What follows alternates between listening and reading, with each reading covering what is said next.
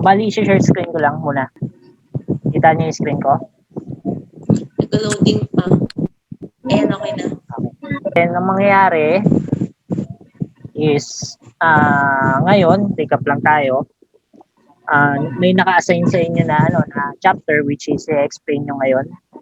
So, i-open ko lang yung PowerPoint presentation saka yung documents.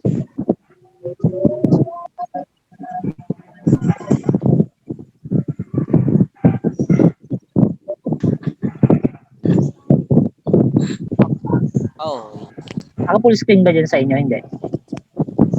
pwede na may zoom eh. Ay, full screen mo lang. Pwede na may zoom eh. I-zoom nyo na lang. Pwede naman. Yan, mas maganda yung... Wait lang natin. Kita na? Oo. Oo. Iba. Yan. So, as for introduction, before we start, we would like to introduce ourselves first. My name is Leonardo Zarcon, and I was in the position of project leader and also a programmer. And for my colleagues, please introduce yourselves, guys. I'm Denise Salvania. I was represented as documentator. And I'm Roland Moncada and my designated position is finance manager. So, as of now, we are in the present generations that technologies affects our daily life in terms of how the way we communicate, getting information, and making transactions easily. These are the components of a progressive and functionable community, and it all has been a part of innovation to make our life getting easily. But we can deny the fact of the some areas are not in sanctions of well-developed areas, basically not well innovated. So that's why our school name ICCT together with my colleagues and for fulfillment of our requirements in thesis in IT project, which is creating that system will be enhance our skills and also helping the others. And now we're entering to our system title, which is ICCT Senior High School Online Information and Library website. So, as for chapter 1, we will be discuss here our introduction, background of the study, statement of the problem, significance of the study, and scope and limitation. So as for introduction, during this period of distance learning is isa sa mga modalidad or mga pinili at sinubukan natin na umasa as of the moment sa mga modular at printed materials. The academic program para sa senior high school students is kinakailangan at naging challenging sa landas dito sa aspetong ito. So, being aware sa academic, katulad ng accounting, business and management, humanities and social science, and science and technology, engineering and mathematics, every instructions and contents is kinakailangan hanay-hanay at naaayon sa konteksto despite of challenging of distance learning.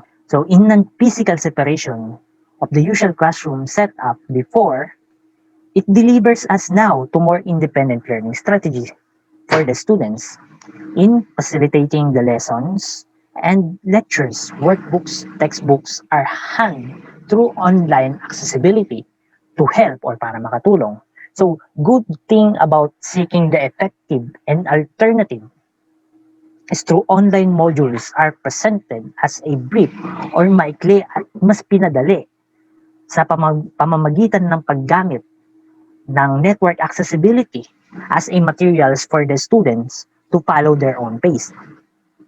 So, as technology continues to advance, the informations disseminate easily with no hassle, and it has been a part of everyday needs in this world. Katulad nga ng situation na nararanasan natin ngayon. So, in rapidly advanced technology have been helped us to meet these demands of the society, especially to our current situations of pandemic. So for the next slide, it will be discuss a background of the study. So the background of the study, the success of the school is carrying out its primary charge or tuparin ng pangunahing kinaharap upang parunungin and i-socialize sa mga students na nababatay sa kanilang kamalayan sa kanilang paaralan and also for their learnings. So, nowadays, most educator is nakahanap ng mas madaling paraan upang magkaroon ng website sa kanilang paaralan. Hindi dahil para lang maka-access through online, but of course, pinopromote nito yung eskwelahan para magkaroon ng strong home school connection. So for the ICT Senior High School, it is a foundation school that has one of the progressive institutions sa Wool Town ng Rizal. Also, it is a competitive school that focuses both academic and non-academic activities. So for ICCT Senior High School takes pride in a delivering excellent education within a warm and nurturing environment. So by just student can grow and develop socially, emotionally, and academically in a supportive environment. So by just through disseminating information, by just using a network broadcast as a platform or all information in a website will help them to develop their self. So by just with the help of the website news, announcement, learning modules, activities, or events, information and other can be viewed not only into a bulletin board but also na-access din nila ito sa kanilang bahay or kahit saan. So that is a background to study. So for the next slide, which is a statement of the problem, it will be discussed by our next person. So the floor is yours, Mr. Ruel. Hello, I'm Ronald Mancada. I'm going to discuss a state of the problem. The present undertaking try to inform, analyze, design, develop, and implement a user-friendly online school website of ICCT Senior High School, especially the studies sought answers the following question. So, dito natin nadi-discuss yung magiging problema ng ating website. Number one, why is it necessary to make a website for IC Senior High School? So, alam naman natin na pandemic ngayon, di tayo makakapag back normal sa ating school, and tingin ko ito magiging problema natin, at kaya kami gumawa ng website para maging alternative learning learning. And number two, do the students feel that learning website could get them academic success, especially we're in the situation of pandemic crisis? Three, what are the requirements needed in the development and implementation of proposed website? For what is the importance of making website for senior high school in relation with the teacher, parents, and students? Ang nagiging problema lang naman dyan yung dahil sa pandemic na hindi tayo makakapag back to normal na class, and kailangan natin yung website. And five, how effective is Progress website in the terms of its functionality? Are the students aware about the learning website and service available for them? So, magiging aware lang yung students sa ating website kung may ipapublish na to. Well, basically, dun sa 6 is, kung may papublish natin, kinakailangan ng consent ng schools. Kasi, Ng school. tama yun. Then, for the next one is for the objective of the study. Your phone. Actually, sa objective of the study naman, dito papasok yung goal natin. Bakit natin ginawa ng website? Ano ba yung mga naisip natin kung bakit yung website na yon ang ginawa natin. So number one is the students are updated on what may happen in their school. So dahil nga, sabi nga ni Roel, na pandemic ngayon, so walang school ngayon, so close. So naisip natin na gumawa ng website na hindi na kailangan umalis at through online lang. So to find out the effectiveness of learning website in the Recruit Education. Ayan, let the visitors be able to know some information about the school. So, hindi lang naman mga estudyante ng ICT ang pwedeng maka-access ng website natin. Kaya mga incoming senior high school na gusto mag-inquire para malaman nila yung mga announcement or event nga yung nasabi ni Leo kanina. The parents can also be updated even without visiting the school premises, and students may no longer depend on the bulletin board just to know the events and announcement of the school. Promote ICT senior high school and to find out the student use of internet as reference source. Nung wala pa kasi yung pandemic, di ba kasi sa internet talaga tayo umaasa. So, mas okay talaga yung may learning tayong website learning para sa mga modules. Ayan, kung meron man tayong research or anything na kailangan. At, ayan, to promote ICCT para maraming mag-enroll. Number 7 lang siya. So, yun lang naman may mga goal na papasok sa website natin. So, next slide na tayo. Wala na bang Significant of the study. Ayun. Great. Ako si Aldrin. Dahil i-discuss ko muna yung significance of the study. This study important because the proposed website will help ICCT Senior High School to make work easier, resourceful, for accurate, organized, and reliable access. Dun sa to the student, the said website is a great help to students for its accuracy, knowledge, and reliability. Also to be aware of school information, activities, events, other students at home. Besides, they can be access to learning modules, their study, and reference for their study. Everything they need, as mentioned above, will no longer hassle for them. I know because through this website, they will be informed easier to know the things that happen inside the school. Sa mga estudyante, yung website na to ay makakatulong para sa kanilang mga kaalaman, magagamit, tapos ano ba? Ayun, para maging aware sila sa mga information sa school activities, sa mga events, kahit nasa bahay nga dahil sa pandemic. Bukod pa doon, pwede silang makapag-access ng mga learning module para meron silang reference sa mga subject nila kahit nasa bahay lang sila. To the parents, it is useful for the parents so they can track on their children's activities without hassle or traveling just to visit the school.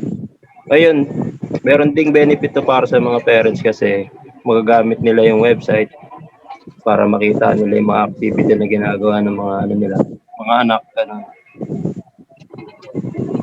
walang hirap kahit di na sila magpunta ng eskwela.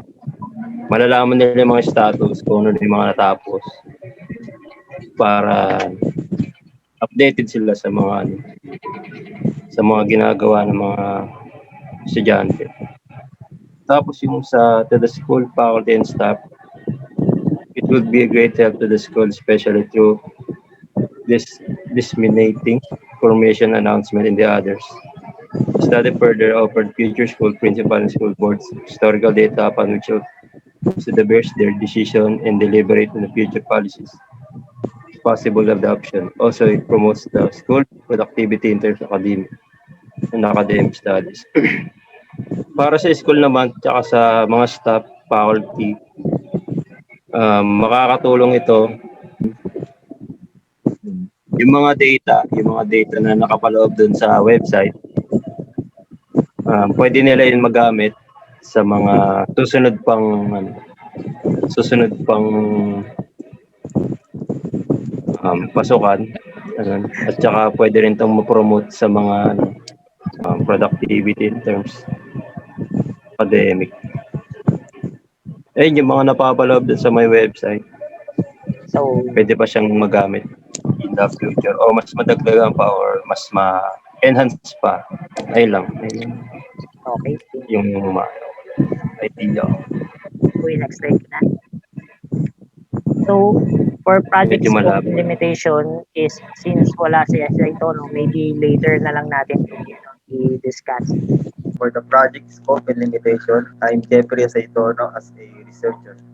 For scope, in order to meet the project deadline, kami mga researcher, pinaformulate namin ang scope or sako proyektong ito para ma-identify ang saklaw ng pag-aaral. The website, which is going to be the output of the study o yung kalalabasan ng pag-aaral, is simply going to a Transition ICT Senior High School's method of promoting information na papakilala ng informasyon and the learning module.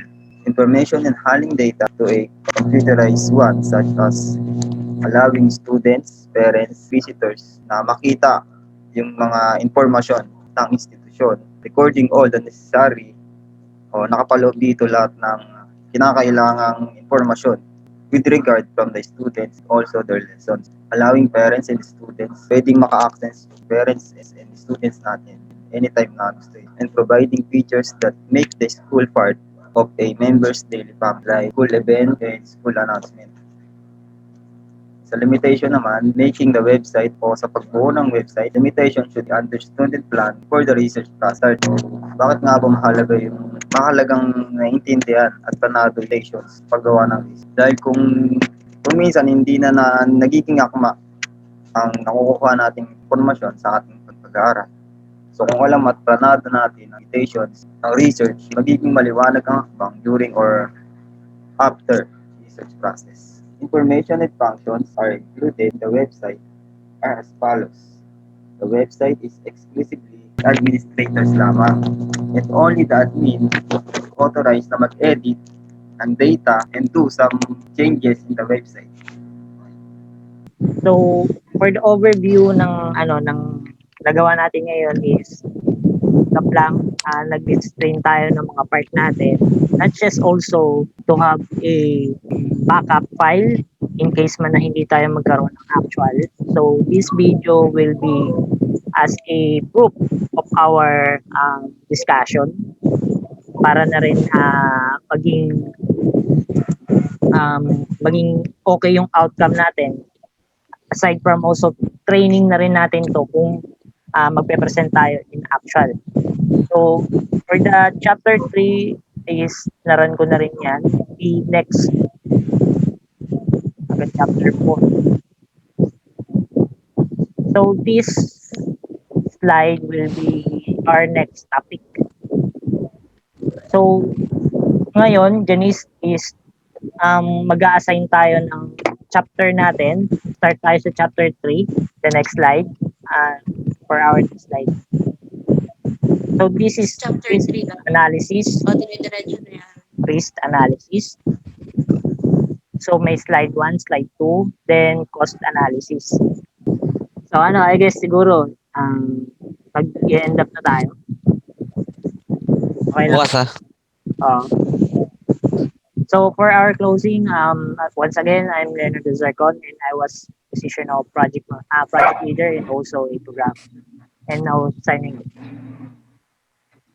And I'm Roel Mangata. I'm designated position finance manager, and I'm signed out. I'm Janice Salvania. I was designated on position documentator signing off. My position is on the team, now signing.